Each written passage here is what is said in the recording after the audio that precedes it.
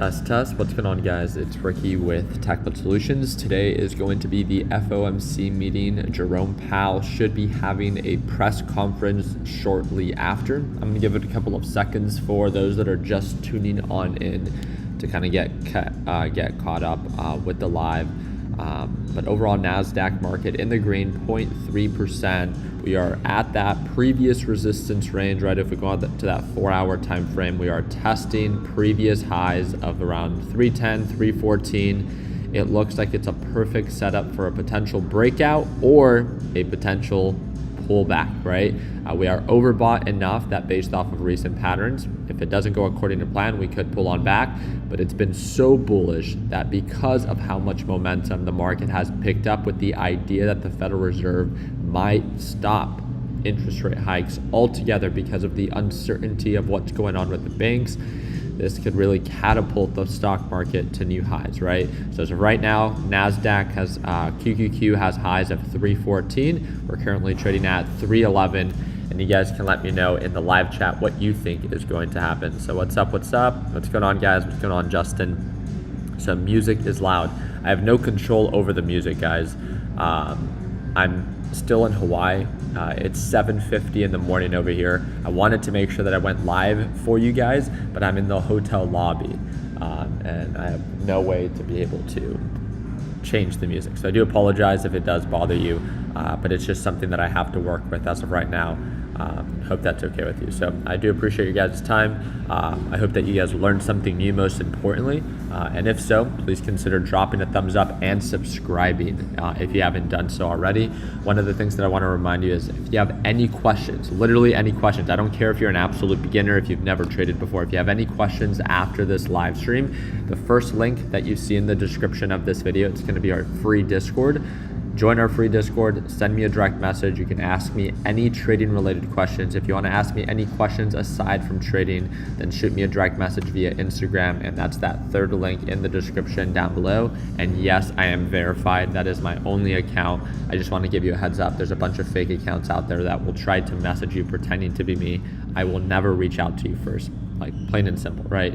Never reach out to you first. I offer one service and one service only, and that's LPP, and that's that second link in the description down below.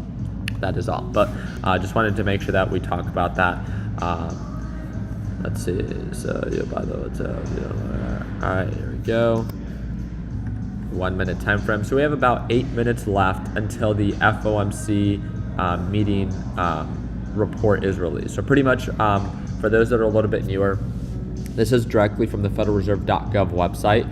You can see that at 2 p.m. Eastern time, there's going to be an FOMC meeting. It's not an actual meeting. They already had the meeting itself. This is when the report gets released. And, you know, you can try to look for the report, and I'll go ahead and I'll pull it up. You should be able to pull it up under press releases. It's going to populate under 322, right? 2023. It's going to be the newest report that is released under the Federal Reserve. One of the things that I want to remind you is that the market reacts to this instantly. It's not a, let me read the report and then, you know, I'm going to have time to decide, you know, which way to go. The market reacts instantly. If you're an absolute beginner, today might be a day where you sit back and watch, right? The reason I'm saying this is not because I want you to miss out on, oh my God, you can make a ton of money. It's not about that, right? Just as you can make a ton of money, you can also lose a lot of money, right? There's a lot of volatility on days like this. So I'm just here to remind you about the uncertainty and due to the risk of the volatility, why it could be of greater risk for beginners. So again, my job here on YouTube is just to look out for the beginner trader.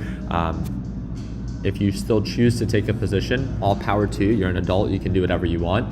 Please just watch your position size, right? If you go long, if you go short, depending on market direction, the way that we normally trade that are, you know, for those that are part of LPP, we wait for the market to react. If it's bullish, we'll go long. If it's bearish, we'll go short. We watch our position size because we understand on days like this, they come at super high risk. So I'm gonna make sure, or I need to post on Instagram very quickly that we are going live here on YouTube. If you guys can do me a favor and feel free to say what's up in the live chat. So again, if you guys want to partake in the live chat, you do need to be subscribed to the YouTube channel and turn on your post notifications. But on the live chat, feel free to say what's up and you will come out on my Instagram story.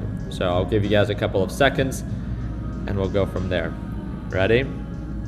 5, 4, 3, 2, 1. Let's go. There we go. Yep, a handful of you. Okay. You guys will have to oh my goodness. You guys will have to let me know if you end up seeing yourself on my story.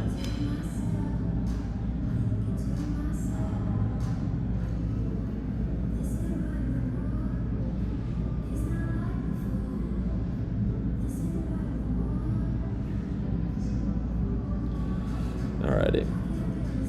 Easy peasy. How's your guys' day going so far? Everything going good? Going good, feeling good? I like that.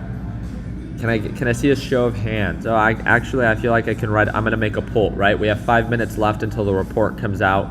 So I'm gonna start a poll, and the question is going to be,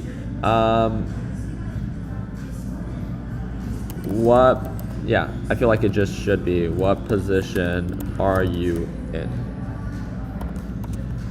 Are you long, meaning going bullish, short, or are you cash, right? I think that's gonna have to be the question to ask right now. Are you long, short, or cash? Meaning that you don't have an open position due to the uncertainty, right?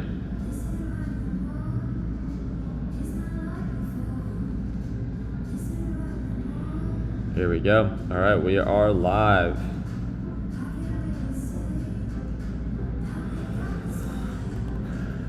Okay.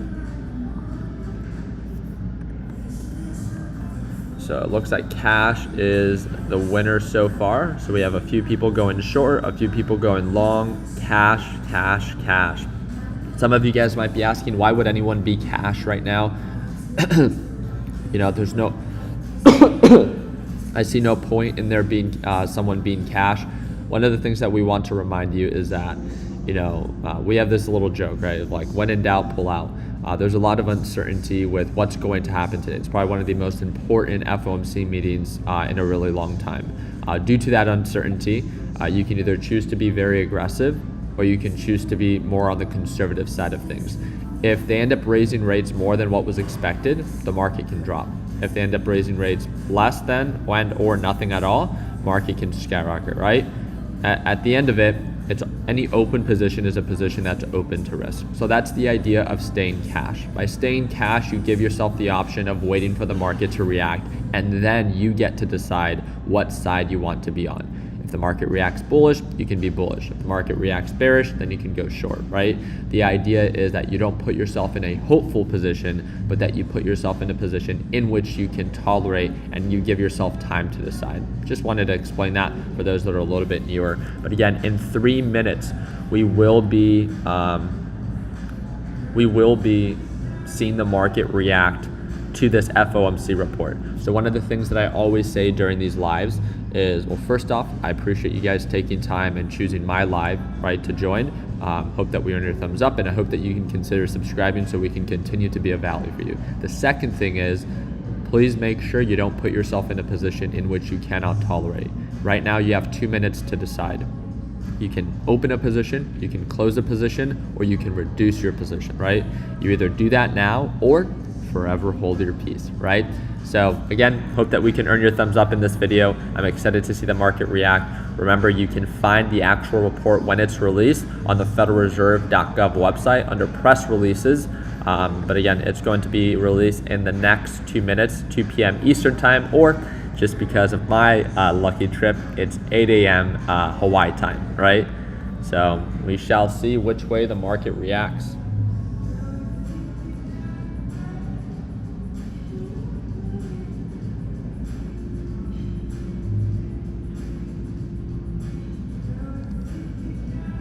Okay.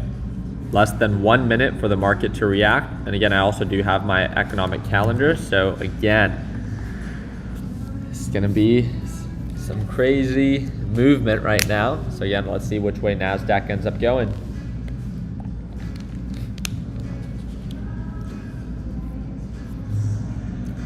Here we go, testing highs. Looks like we're setting up for a potential breakout. It looks very, very bullish. Here it goes, any second now. Let me know in the live chat what you think. Here we go. And market's going to be reacting any second. Here we go. Any second now, any second now. Watch for this big move.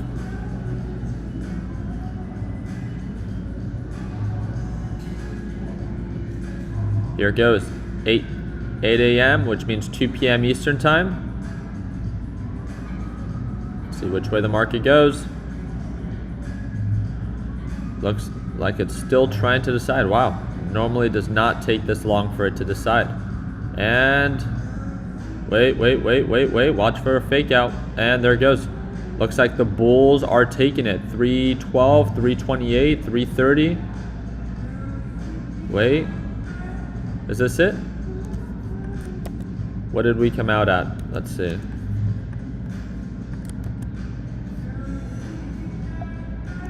There it goes, still pushing, up 0.83%. We got TQQQ up 2.7% on the day.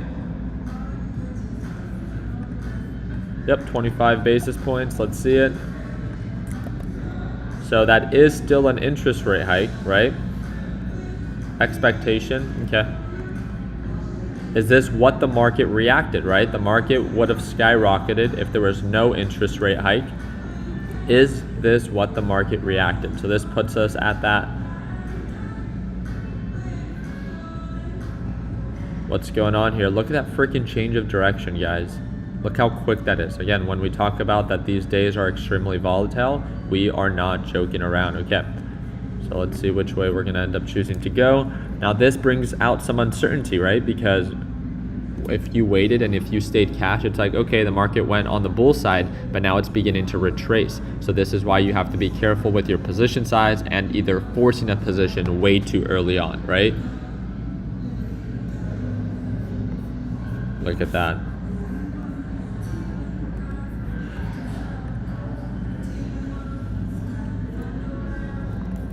Here it goes. Of course, FinViz takes a day and a half.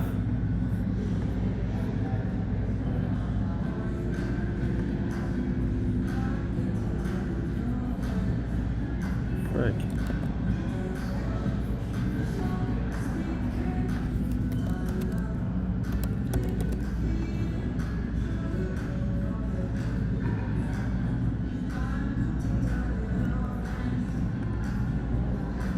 Already beginning to retrace. That's not looking like the best setup just yet. Let's give it a little bit of time, right? I would love to jump into TQQQ if it shows signs of an uptrend, right? Allow the opportunity to earn your, money, not just throw it at it and hope that it goes according to plan.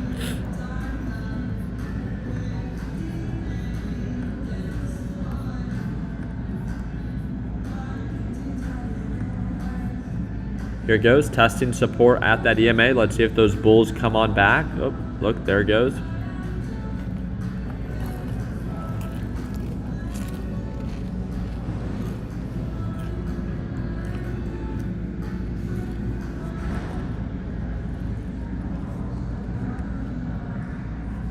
All right, we got Tesla back in the green. We got AMD up 3.8%. The bulls are coming back.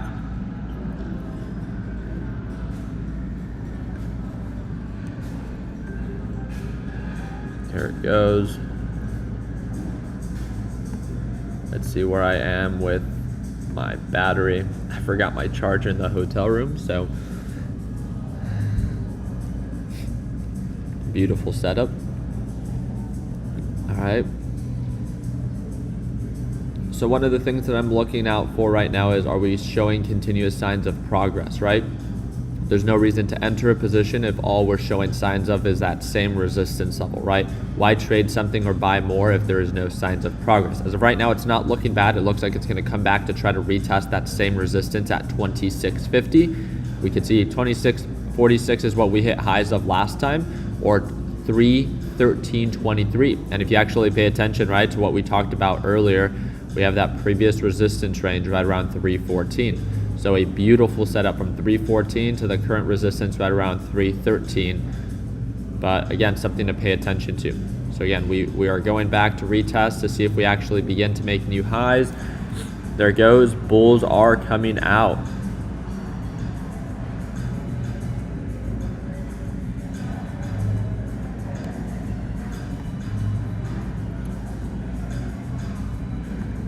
Not even one Fed member said no to the increase.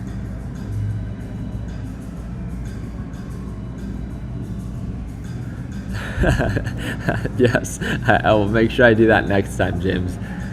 Now there's a little bit more of a reason to smile, right? Inflation is actually coming down, so now I can begin to use thumbnails of Jerome Powell smiling. So here it goes, 313.53. Looks like the bulls are coming out. We have TQQQ at 26.56. Let's see if this continues. Dude, volatility is so high right now. I like the setup on TQs. Look at that. There it goes, 26.50, 26.60, 61.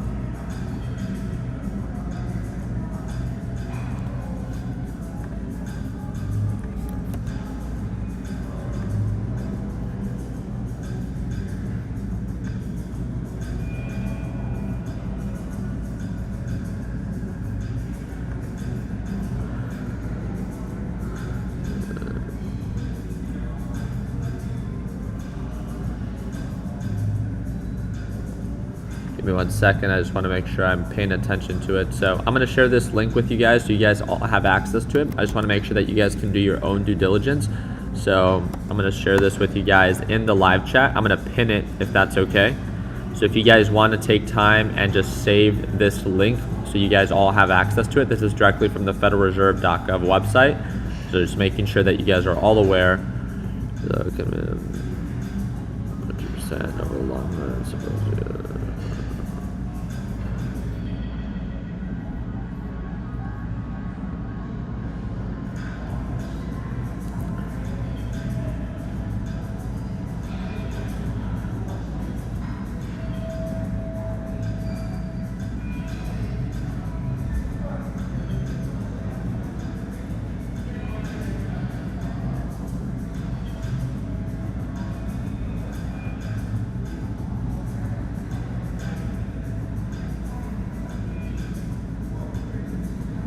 Okay, so this is actually a part that I don't think was taken into consideration, right? So one of the things that the Federal Reserve has been needing to do is reducing their balance sheet. And this is what they commented on, because if they actually do begin to sell their mortgage-backed securities or begin to reduce their balance sheet, this could cause more harm than good to banks, right? But it says, in addition, the committee will continue reducing its holdings of treasury securities and agency debt, mortgage-backed securities as described in the previous plans. So again, I guess the idea is that they're staying the course of actually trying to put up a fight against inflation. But I don't know if you guys saw that recent article where it announced that the Federal Reserve is trying to increase for a temporary part of time, right? The 250,000 minimum for the FDIC, right? And there's about 19 to 20 trillion dollars in the US banking system, right? And these are US banks that are FDIC secured. So around $20 trillion. Can you guys guess? Can you guys guess in the live chat how much money do you think the FDIC has under their assets? Do you guys know what it is? Right? $20 trillion is what they're going to have to try to insure, right? As close to that as possible, up to 250,000. Do you know how much they have under their assets? Very close. And as you guys could see, based off of people participating in the live chat, right? You would think that it would be something relatively close, right? if I were to tell you like, hey, I'm the FDIC, you have, $1 million out there, you would think that like my goal would be to try to insure as much of that as possible. No. So 20 trillion, nearly 20 trillion, right? Trillion, that's with a T, right? They have about $183 billion under management. So this means that if Silicon Valley Bank would have failed, they barely would have been able to possibly cover maybe even that of just Silicon Valley. And Silicon Valley is the 16th largest bank. So nowhere close to being in the top 10 or top 5 in comparison to, capital under assets under management. Isn't that insane? So you're going to try to raise the insurance by the FDIC, yet the actual money that you have as collateral to insure that doesn't even get close. I think it's equivalent to around 1.2% of what is in the US banking system versus what the FDIC has under assets. 1.2%. I mean, I don't know about you, but that seems pretty overly leveraged, don't you think? I do want to let you guys know that, Jerome Powell is going to be speaking. He should be speaking in the FOMC meeting conference in about 19 minutes. So it's at 2:30 p.m. Eastern time or 8:30 a.m. Hawaii time, okay? I wanted to ask you, do you want me to stay live so we can hear what he has to say? Because normally he answers questions during that conference.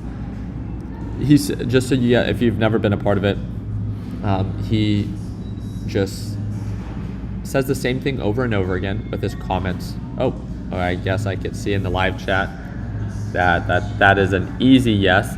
Let me see. I haven't looked at where we are with likes. I don't even know how many of you guys are watching right now.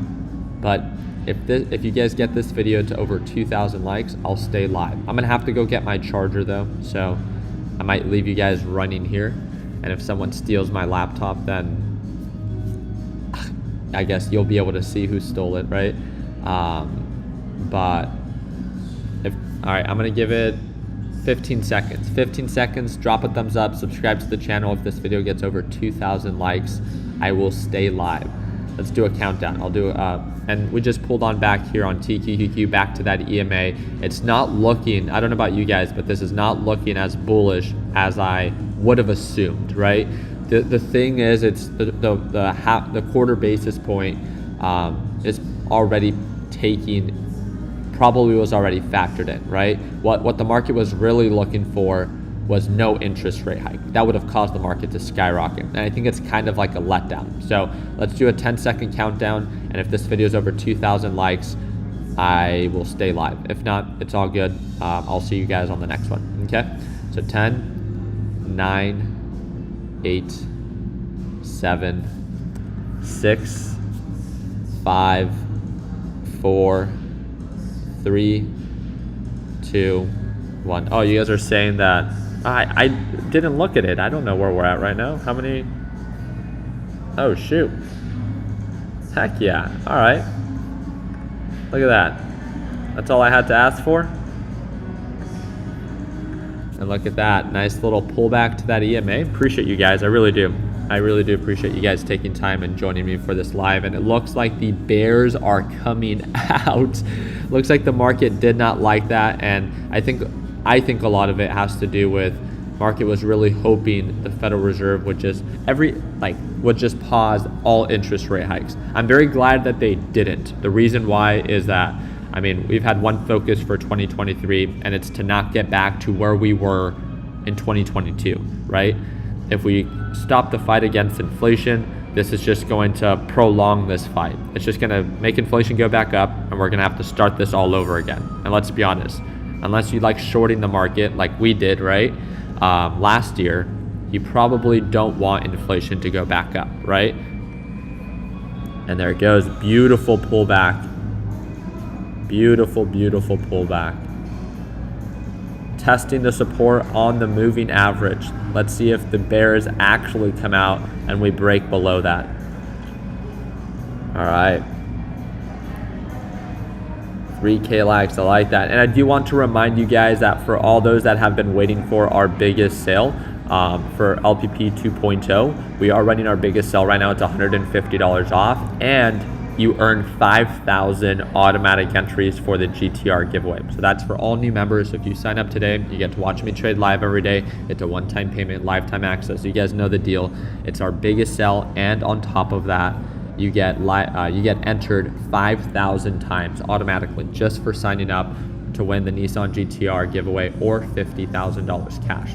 So again, this is the biggest bang for your buck in comparison to how you can earn entries. And then on top of that, it's also our biggest sell. So if you've been waiting for our biggest discount and you've also been wanting to enter that giveaway, then just know that this is like you can kill two birds with one stone. Second link in the description down below. It will get you all signed up and you can watch me trade live every morning, right? Once I get back from my Hawaii trip. So I tried waking up at 3:30. I did it the first day on Monday. That was rough. Waking up at 3 in the morning to go live wasn't enjoyable for me for the rest of the day. So RGB mouse pads. I know we need to bring the RGB mouse pads back for sure. Bulls are coming back. Yeah, bulls are testing support here at that moving average, right? So we'll see. So one thing that I would look for is, are we going to begin to see higher highs? If we get rejected here once again, do you guys see this descending, right? Lower highs and lower lows. This is not a good sign if we get rejected here. So if we get rejected here and go right back down, this is a strong sign that the bulls are getting a little bit weaker, right? We're testing our support here at the EMA. We're showing signs of lower highs. Now we'll see, right? Looks like it is getting rejected. We haven't made progress below the moving average, but if we break below this, just understand probably a new wave of selling pressure is going to follow, right? It looks like things are getting factored in, and or the market didn't like what was reported, and that's an interest rate hike. I pinned it for you guys in the live chat. So if you guys want to read the actual, press release by the, Federal Reserve, I linked it for you so you guys all have access to it. I want to make sure that it's something you guys all have access to. So I'm going to end the poll here, and it looks like 36% said long, 32% said cash. Wow, that's almost as close to, so 4.4K votes. I like that. You guys did great. Here it goes, testing support. Watch for a potential reversal here, right? MACD looks great, RSI looks great, but let's see. Again, indicators are never 100% accurate. They're to be used as a reference. We shall see if we actually begin to show signs of higher highs and higher lows, right? Price action is always what matters most. I think I'm gonna have to go to my, I have 13 minutes until I need to get my charger, and I left my charger in the hotel room. So I'm gonna have to leave my, what's it called? My laptop here. And if someone steals this laptop, then you guys just have to screenshot it for me, okay? But I'm gonna race up there real quick.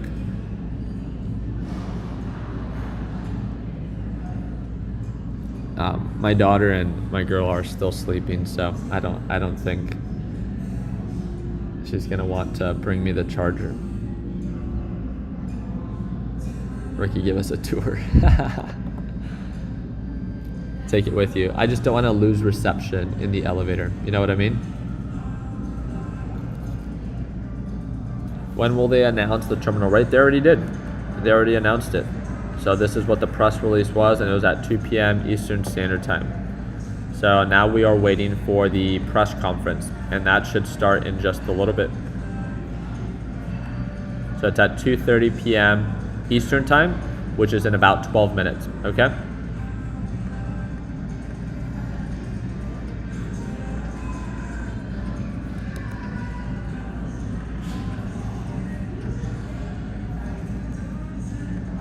Here it goes. It looks like the bulls are trying to come back. Let's see if we actually form some higher highs. Again, never doubt the bulls, especially when they want to come out. So, okay.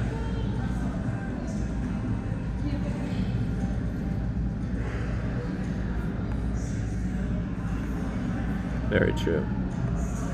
All right.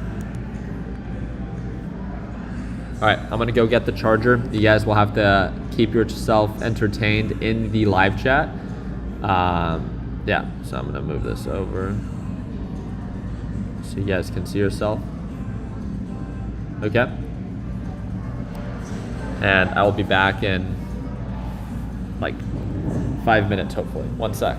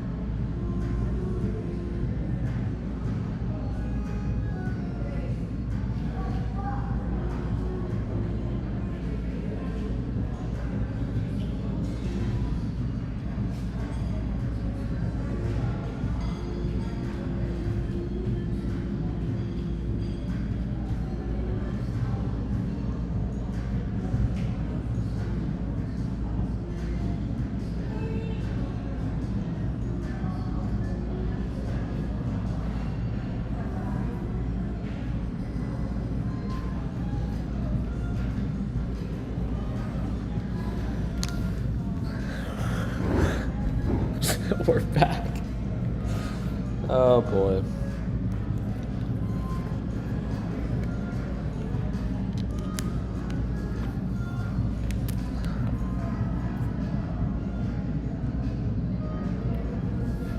All right.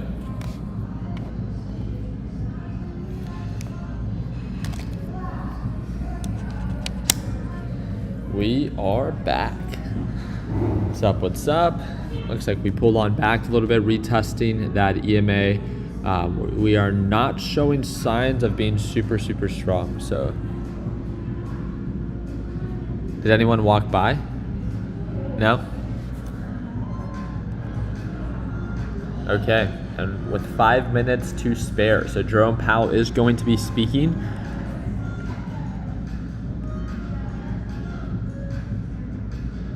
That's it. Lame.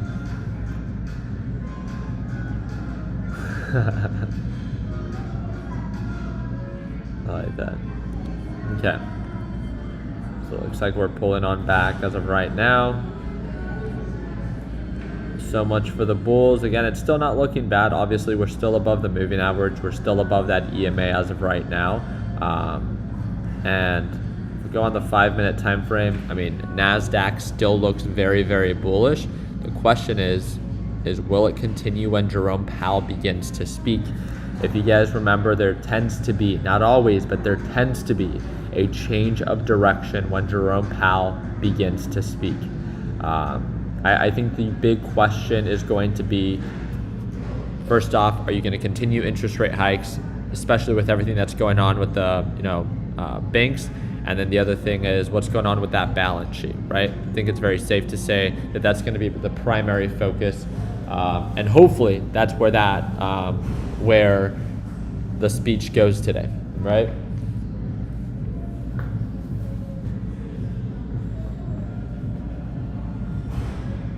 But yeah. Okay, so I will be live streaming the speech for about 20 to 30 minutes, and then after that I'm gonna have to close it out. Obviously, it's my last day here in Hawaii. It's not even, yesterday was my last full day, so I actually fly back today. I have a red-eye flight, so I'm just gonna spend time with the family out here, and then head on back to the airport. So I'm sure you guys understand, and if you don't, too bad.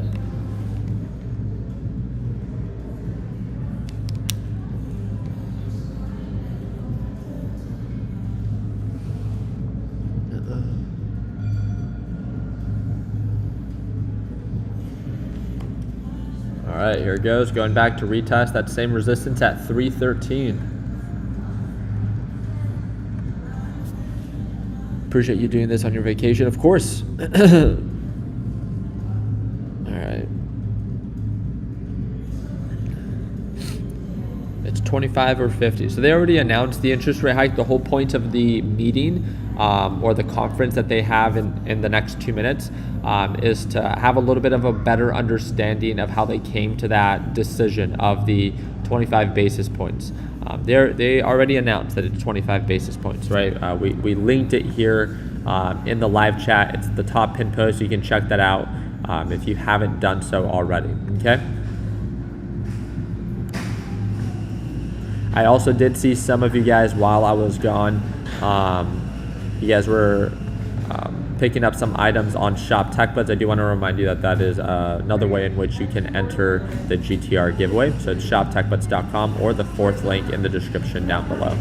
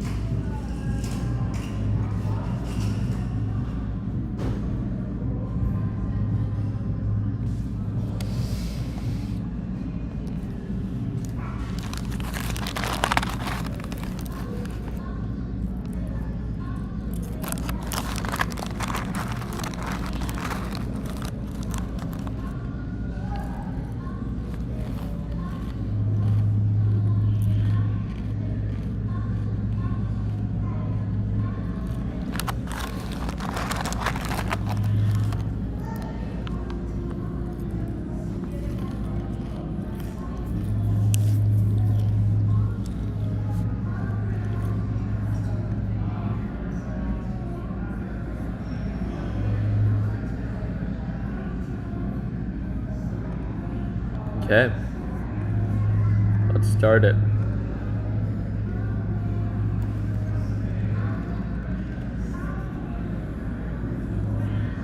Here it goes.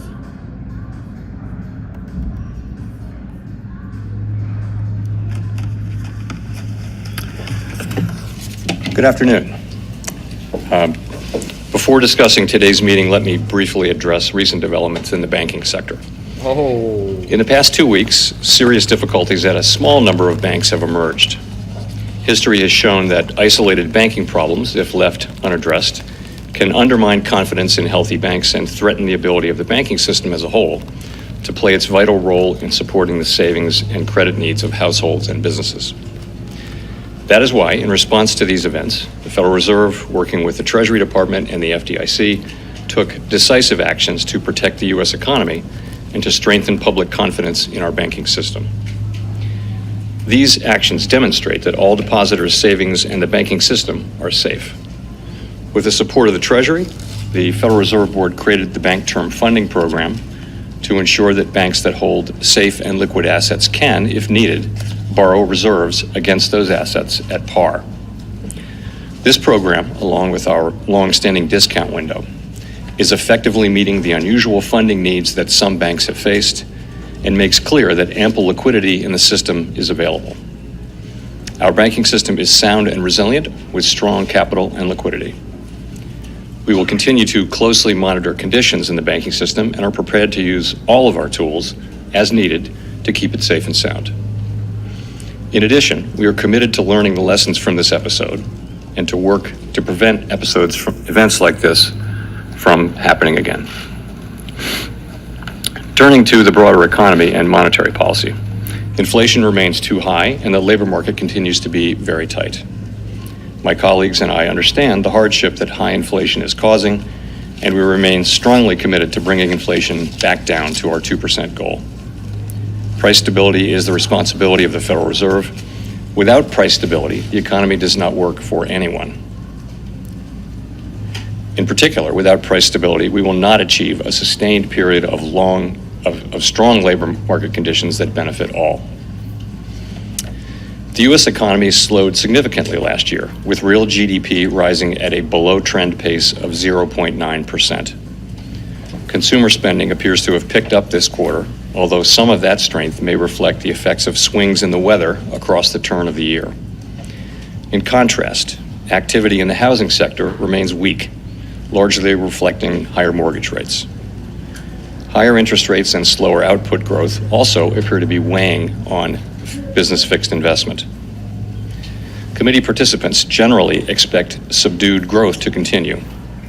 As shown in our summary of economic projections, the median projection for real GDP growth stands at just 0.4% this year and 1.2% next year, well below the median estimate of the longer-run normal growth rate. And nearly all participants see the risks to GDP growth as weighted to the downside. Yet the labor market remains extremely tight. Job gains have picked up in recent months, with employment rising by an average of 351,000 jobs per month over the last 3 months. The unemployment rate remained low in February at 3.6%. The labor force participation rate has edged up in recent months, and wage growth has shown some signs of easing. However, with job vacancies still very high, labor demand substantially exceeds the supply of available workers. FOMC participants expect supply and demand conditions in the labor market to come into better balance over time, easing upward pressures on wages and prices. The median unemployment rate projection in the SEP rises to 4.5% at the end of this year and 4.6% at the end of next year. Inflation remains well above our longer-run goal of 2%. Over the 12 months ending in January, total PCE prices rose 5.4%, excluding the volatile food and energy categories. Excluding those, core PCE prices rose 4.7%. In February, the 12-month change in the CPI came in at 6%, and the change in the core CPI was 5.5%. Breaking support at moving average. Just Inflation has moderated somewhat since the middle of last year, but the strength of these recent readings indicates that inflation pressures continue to run high. The median projection in the SEP for total PCE inflation is 3.3% for this year, 2.5% next year, and 2.1% in 2025. The process of getting inflation back down to 2% has a long way to go and is likely to be bumpy. Despite elevated inflation, longer-term inflation expectations appear to remain well anchored, as reflected in a broad range of surveys of households, businesses, and forecasters, as well as measures from financial markets. The Fed's monetary policy actions are guided by our mandate to promote maximum employment and stable prices for the American people. My colleagues and I are acutely aware that high inflation imposes significant hardship as it erodes purchasing power, especially for those least able to meet the higher costs of essentials like food, housing, and transportation. We are highly attentive to the risks that high inflation poses to both sides of our mandate, and we are strongly committed to returning inflation to our 2% objective. At today's meeting, the committee raised the target range for the federal funds rate by a quarter percentage point, bringing the target range to 4.75% to 5%. And we are continuing the process of significantly reducing our securities holdings.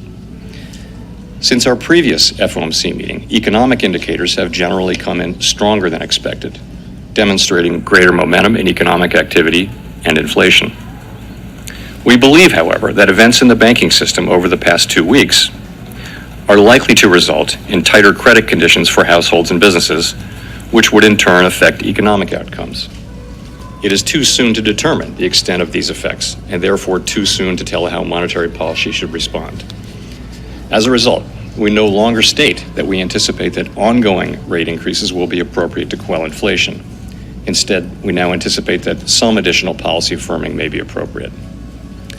We will closely monitor incoming data and carefully assess the actual and expected effects of tighter credit conditions on economic activity, the labor market, and inflation. And our policy decisions will reflect that assessment. In our SEP, each FOMC participant wrote down an appropriate path for the federal funds rate based on what that participant judges to be the most likely scenario going forward. If the economy evolves as projected, the median participant projects that the appropriate level of the federal funds rate will be 5.1% at the end of this year, 4.3% at the end of 2024, and 3.1% at the end of 2025. These are little changed from our December projections, reflecting offsetting factors. These projections are not a committee decision or plan. If the economy does not evolve as projected, the path for policy will adjust as appropriate to foster our maximum employment and price stability goals. We will continue to make our decisions meeting by meeting based on the totality of the incoming data and their implications for the outlook for economic activity and inflation. We remain committed to bringing inflation back down to our 2% goal and to keep longer-term inflation expectations well anchored. Reducing inflation is likely to require a period of below-trend growth and some softening in labor market conditions. Restoring price stability is essential to set the stage for achieving maximum employment and stable prices over the longer run. To conclude, we understand that our actions affect communities, families, and businesses across the country. Everything we do is in service to our public mission. We at the Fed will do everything we can to achieve our maximum employment and price stability goals. Thank you. I look forward to your questions. Thank you. Colby Smith with the Financial Times. How confident is the committee that the recent stress that we've seen and you've alluded to is contained at this point, and that deposit flight among mid-sized lenders in particular has ceased? Thanks. So I guess our view is that the banking system is sound and it's resilient. It's got strong capital and liquidity.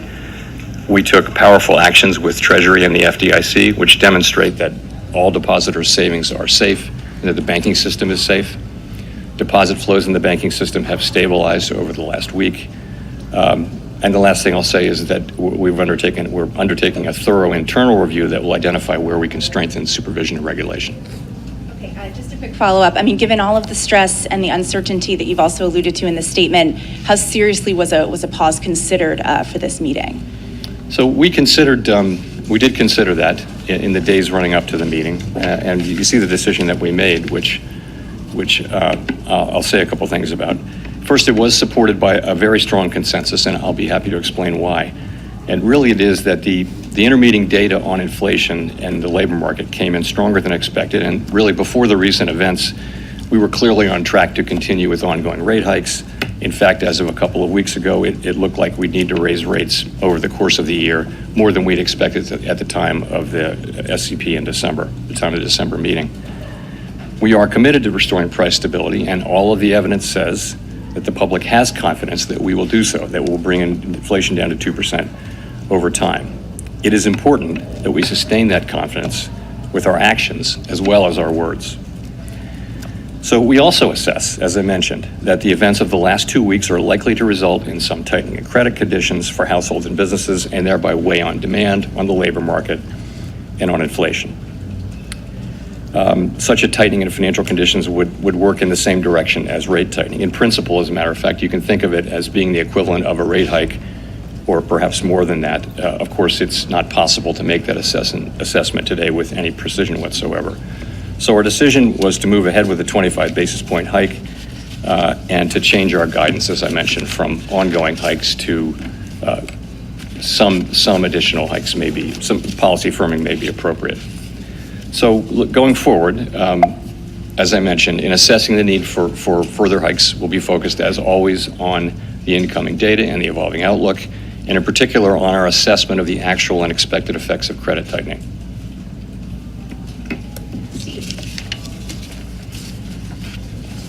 Mr. Chairman, can you explain the difference between ongoing rate increases and firming? Does firming imply a rate increase per se, or could policy firm without you increasing rates? No, I think it's meant to refer to our policy rate. Really, I would focus on the words may and some, as opposed to ongoing. So we clearly were, what we were doing there was taking on board trying to reflect the uncertainty about what will happen. I mean, it's possible that this will turn out to have very modest effects. These events will turn out to be very, very modest effects on the economy, in which case, and inflation will continue to be strong, in which case, the path might look different. It's also possible that this potential tightening will contribute significant tightening in credit conditions over time, and in principle, if that means that monetary policy may have less work to do. We simply don't know. Do you have concerns that the hike you did today could further exacerbate the problem in the banks? No, I mean, with our monetary policy, we're really focused on macroeconomic outcomes. In particular, we're focused on this potential credit tightening and what can that produce in the way of tighter credit conditions. I think when we think about the situation in the banks, we're focused on our financial stability tools, in particular our lending facilities, the discount window, and also the new facility.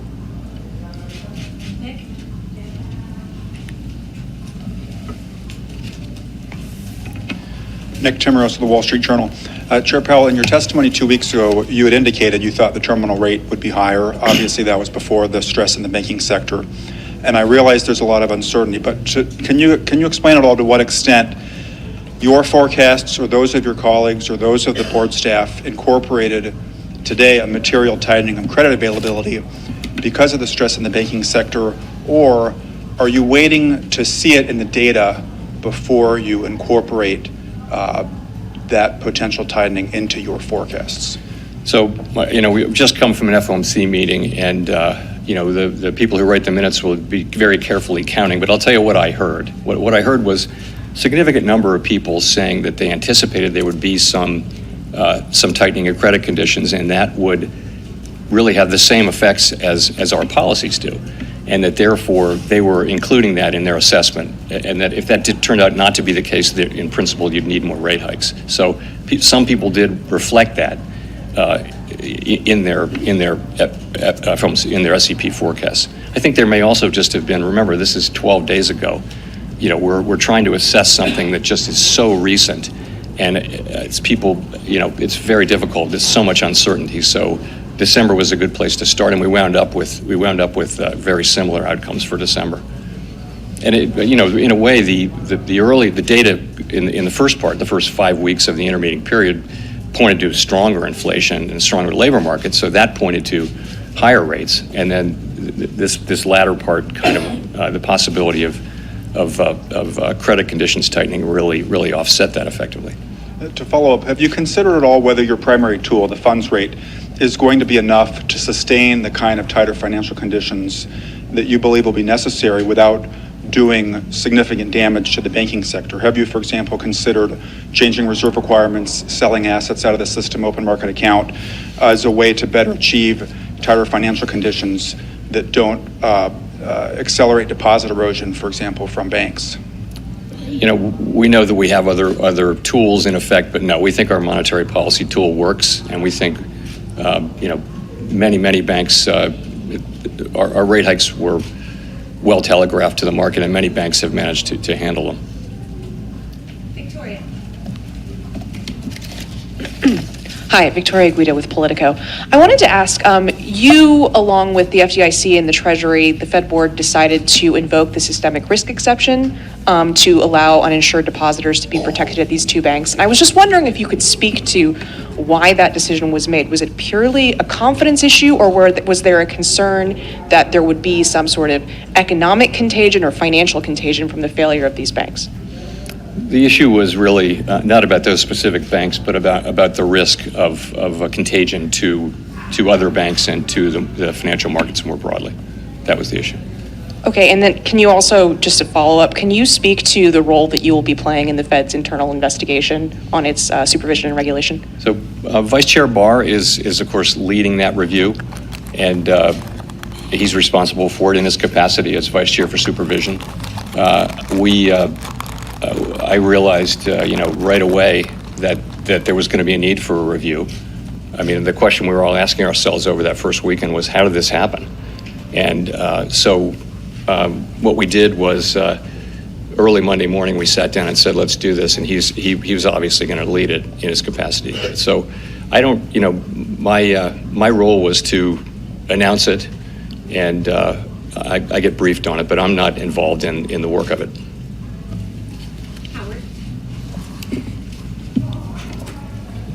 Hi, Chair Powell, Howard Schneider from Reuters. So I want to go back to your February press conference. You mentioned the word disinflation, I believe, 9 or 10 times, a process that you felt was, I forget the word you used, but gratefully underway or something like that. Is disinflation still occurring in the U.S. today? Yes, I mean, what actually happened, Howard, was I got the question 12 times. So maybe it's a feature, not a bug. But yeah, absolutely the same. The story is intact. So it's really three parts, right? Goods inflation's been coming down now for 6 months. It's proceeding more slowly than we would have liked, but it's certainly proceeding.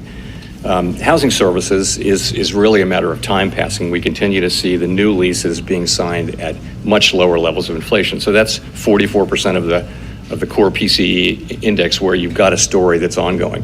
Where we didn't have in February, and we still don't have now, is a sign of progress in the non-housing services sector, and that is, that's just something that will have to come through softening demand, and perhaps some softening in labor market conditions. We don't see that yet, and that's of course 56% of the index. So the story is pretty much the same. I will say that the inflation data that we got, to your point, really pointed to stronger inflation. If I could follow up on that, I was curious why you don't see more coming from the credit crunch, because it seems to me that's something that you'd actually welcome to a degree and expect. And are you not seeing more coming from that because you don't know, or because you just don't want to have another round of wishful thinking? So it's really just a question of not knowing at this point. There's a great deal of literature on the connection between tighter credit conditions, economic activity, hiring, and inflation. Very large body of literature. The question is, how significant will this credit tightening be, and how sustained will it be? That's the issue. And we don't really see it yet. It's so people are making estimates, people are publishing estimates, and it's very kind of rule of thumb, guesswork almost at this point. But we think it's potentially quite real, and that argues for, being alert as we go forward, as we think about further rate hikes. For us, we'll be paying attention to the actual and expected effects from that. Gina? Hi, Chair Powell. Gina Smilek from the New York Times. Thank you for taking our questions. I wonder if you could talk a little bit, I know that you've got your internal review coming, but I wonder if you could talk a little bit about what you think happened with oversight at Silicon Valley Bank and whether this suggests that something about regulation and supervision needs to actually change going forward. And I wonder, how can the American people have confidence that there aren't other weaknesses out there in the banking system, given that this one got missed, as you noted? So let me say what I think happened, and then I'll come to the questions around supervision. So at a basic level, Silicon Valley Bank management failed badly. They grew the bank very quickly. They exposed the bank to significant liquidity risk and interest rate risk, didn't hedge that risk. We now know that supervisors saw these risks and intervened. We know that the public saw all this. We know that SVB experienced an unprecedentedly rapid and massive bank run. So this is a very large group of connected depositors, concentrated group of connected depositors, and a very, very fast run, faster than the historical record would suggest. So for us, for our part, we're doing a review of supervision and regulation. My only interest is that we identify what went wrong here. How did this happen is the question. What went wrong? Try to find that. We will find that. And then make an assessment of what are the right policies to put in place so that it doesn't happen again, and then implement those policies. It would be inappropriate for me at this stage to offer my views on what the answers might be. I simply can't do that. Vice Chair Barr is leading this, and I think he's testifying next week, but that will be up to him. So that's really where it is. The review is going to be thorough and transparent. It is clear, to your last question, it's clear that we do need to strengthen supervision and regulation.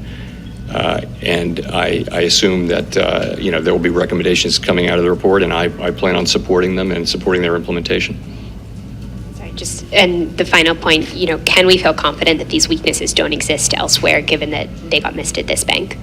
These are not weaknesses that are at all broadly through the banking system. This was a bank that was an outlier in terms of both its percentage of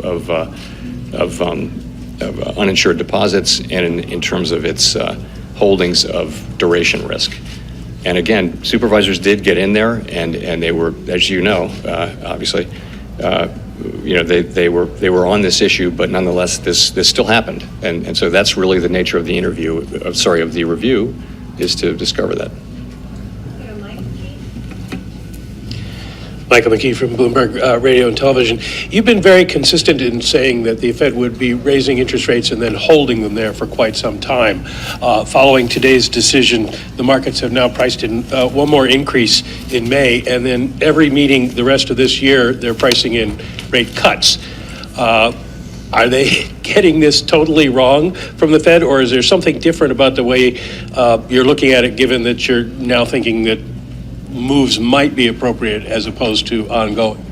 So we published an SEP today, as you will have seen, and it shows that basically participants expect relatively slow growth, a gradual rebalancing of supply and demand in the labor market, with inflation moving down gradually. In that most likely case, if that happens, participants don't see rate cuts this year. They just don't. I would just say, as always, the path of the economy is uncertain, and policy is going to reflect what actually happens rather than what we write down in the SEP. But that's not our baseline expectation.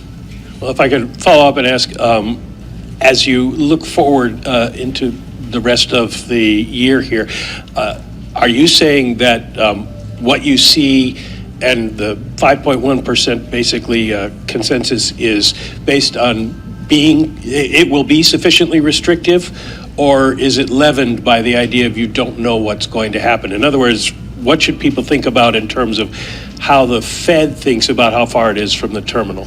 It's going to depend. Remember, we're looking, for purposes of our monetary policy tool, we're looking at what's happening among the banks and asking, is there going to be some tightening in credit conditions? And then we're thinking about that as effectively doing the same thing that rate hikes do. So in a way, that substitutes for rate hikes.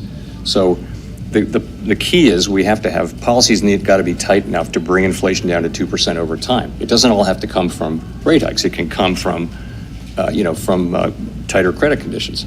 So that we're looking at, and it's highly uncertain how long the situation will be sustained or how significant any of those effects would be. So we're just going to have to watch. In the meantime, and obviously at the end of the day, we will do enough to bring inflation down to 2%. No one should doubt that. Let's go to Rachel Siegel.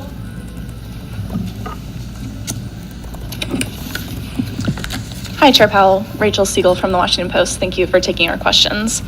I know we've talked a bit about how Silicon Valley Bank was unique to a certain sector of the economy, but there's also growing concern that there are financial stability risks from the commercial real estate market and loans that will begin to roll over later this year and next, and that smaller regional banks also disproportionately hold those loans. Is there a risk that could mimic the kind of what we saw with SVB to banks that disproportionately are focused in commercial real estate? So, we're well aware of the concentrations people have in commercial real estate. I really don't think it's comparable to this. The banking system is strong, it is sound, it is resilient, it's well capitalized, and I really don't see that as at all analogous to this. Another question, would you be open to an independent investigation separate from the Fed's probe? I welcome that. It's 100% certainty that there will be independent investigations and outside investigations and all that. So we welcome, when a bank fails, there are investigations, and of course, we welcome that. Edward. Thank you, Mr. Chairman. Edward Lawrence from Fox Business.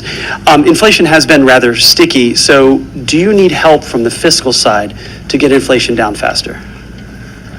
We don't assume that. We don't give advice to the fiscal authorities, and we assume that we take fiscal policy as it comes to our front door, stick it in our model along with a million other things, and we have responsibility for price stability. The Federal Reserve has responsibility for that, and nothing is going to change that. So we will get inflation down to 2% in time. And if I can follow on that, but they're working, the spending that's happened is working against what you are doing, right? So it's prolonging inflation?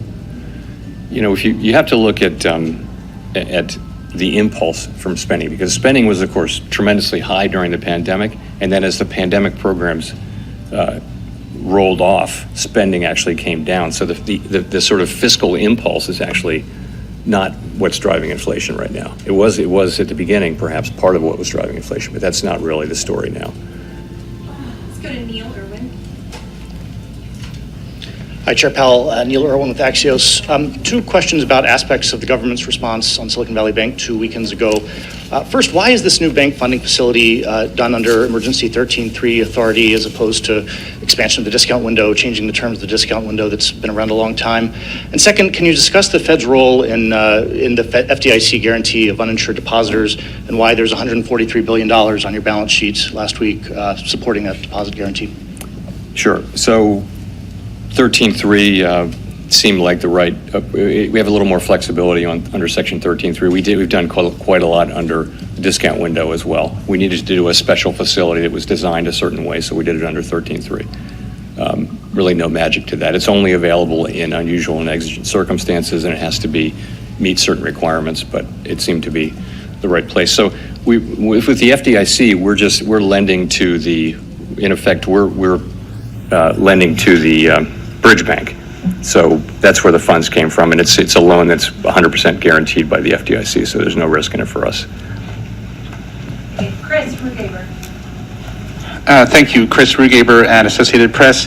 The SEP suggests one more rate hike, as does the change in the language in the statement, in which suggests that you're perhaps nearing the end of a cycle of rate hikes. Do you feel, though, that if inflation remains high, you'll be able to resume additional hikes as needed, or have you somewhat tied your hands here with these signals about rate hikes coming to an end? Thank you. Absolutely not. No, if we need to raise rates higher, we will. I think for now, though, as I've mentioned, we see the likelihood of credit tightening. We know that can have an effect on the macroeconomy, on demand, on labor market, on inflation, and we're going to be watching to see what that is. And we'll also be watching what's happening with inflation and in the labor market. So we'll be watching all those things, and of course we will eventually get to tight enough policy to bring inflation down to 2%. We'll find ourselves at that place. Hi, Chair Powell. Thanks for taking the question. Kyle Campbell with American Banker. I have a couple questions about the balance sheet. First of all, I'm curious at what point the financial supports that the Fed is extending through the discount window and through its enhanced lending facility might be at odds with the objective of reducing the balance sheet. And I'm also curious what your thoughts are on not just the availability of reserves, but the distribution of them throughout the banking system, and at what point you might be concerned about it being scarce for certain banks. So people think of QE and QT in different ways, so let me be clear about how I'm thinking about these recent developments. So the recent liquidity provision that has increased the size of our balance sheet, but the intent and the effects of it are very different from when we expand our balance sheet through purchases of longer-term securities. Large-scale purchases of long-term securities are really meant to alter the stance of policy by pushing up the price and down the rates, longer-term rates, which supports demand through channels we understand fairly well. The balance sheet expansion is really temporary lending to banks to meet those special liquidity demands created by the recent tensions. It's not intended to directly alter the stance of monetary policy. We do believe that it's working. It's having its intended effect of bolstering confidence in the banking system and thereby forestalling what might otherwise have been an abrupt and outsized tightening in financial conditions. So that's working. In terms of the distribution of reserves, we don't see ourselves as running into reserve shortages. We think that our program of allowing our balance sheet to run off predictably and passively is working. And of course, we're always prepared to change that if that changes, but we don't see any evidence that that's changed. Hi, Chair. Katerina Saraiva with Bloomberg News. The minutes of the January-February meeting, the last meeting, indicate that you discussed the possibility of runs on non-bank financial institutions and the impact of large unrealized losses on bank portfolios. Can you talk a little bit more about that discussion, kind of what was talked about in light of that? And then why didn't the Fed do anything about that at that point to ultimately prevent, what happened this month? I mean, to be honest, I don't recall the specifics of that. It's quite an interesting 7 weeks, but I will tell you though that there have been presentations about interest rate risk. I mean, it's been in all the newspapers. It's not a surprise that there are institutions that have had unhedged long positions in long duration securities that have lost value as longer term rates have gone up due to our rate increases. So that's not a surprise. I think, as you know, as it is now on the public record, the supervisory team was apparently very much engaged with the bank repeatedly and was escalating, but nonetheless what happened. And so that's really the purpose of one way to think about the review that Vice Chair Barr is conducting, is to try to understand how that happened and try to understand how we can do better and what policies we need to change. I mean, one thing is the speed of I'll come back to that, the speed of the run. It's very different from what we've seen in the past, and it does kind of suggest that there's a need for possible regulatory and supervisory changes, just because supervision and regulation need to keep up with what's happening in the world. Can you confirm whether or not the board knew about these escalations by the examiners in San Francisco? I will have to come back to you on that. Yeah, I don't know. Oh, Jesus. Simon Urbanovich. All right, guys, I'm gonna have to close it out here. It is 9 a.m. here in Hawaii, and it's my final day, so I'm gonna be wrapping it up. But for those that just tuned on in a little bit late, One of the links that I did share is the Federal Reserve interest rate hike.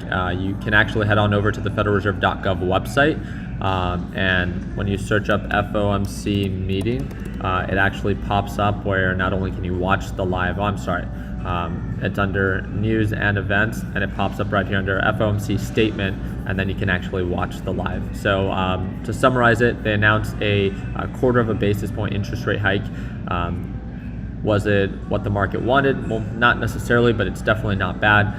Summarizing that conference, more interest rate hikes could happen if it's supported by economic data. So if inflation begins to show that it's not going down, then of course they can justify being a little bit more aggressive with future interest rate hikes. But they have no intention of being more aggressive than what it is that is needed.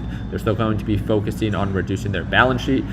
This is quite surprising to me because they added $300 billion last week, yet they're supposedly going to focus on quantitative tightening when they're continuing to add more to their balance sheet. So if you guys have any questions, you guys know exactly where to reach out to me.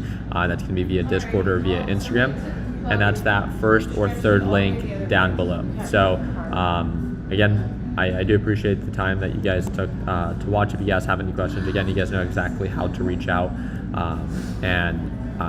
it won't be tomorrow, but it'll be the day after. We're going to resume our live trading session. So again, that's going to be that second link down below. And again, that does earn you 5,000 automatic entries for the GTR or 50K cash giveaway. So if you have any questions about that, you guys know where to message me. It's the second link down below if you guys want to redeem and get those 5,000 entries right now.